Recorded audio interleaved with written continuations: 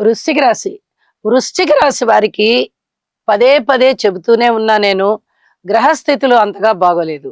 వారికి అర్ధాష్టమంలో రాహువు, పంచమంలో శని, షష్టంలో శుక్రుడు, సప్తమంలో రవి బుధులు, అష్టమంలో గురువుగారు, నవమంలో చంద్రకుజులు, దశమంలో కేతువు. అంటే ఏ విషయంలోనూ కూడా సంతృప్తి కలిగించే అంశాలు ఉండబోవడం లేదు. ఇప్పుడు మనం ఇక్కడ చెప్పుకున్న రాసుల్లో ఉన్న గ్రహాలన్నీ కూడా కరెక్ట్ గా మంచి ఫలితాలను ఇచ్చేటటువంటి స్థానాలు కాకపోవడం చేత చాలా ఇబ్బందులు కనిపిస్తూ ఉన్నాయి.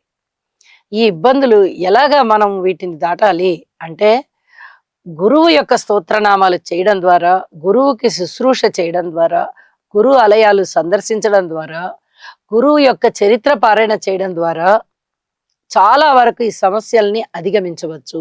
అలాగే దుర్గా అమ్మవారి పూజ చాలా చాలా మేలు చేస్తుంది. దుర్గా స్తోత్రాలు, దుర్గా పూజ, దుర్గా నామాన్ని పఠించడం, ఇవన్నీ కూడా ఏది కుదిరితే అది తప్పనిసరిగా చేయండి.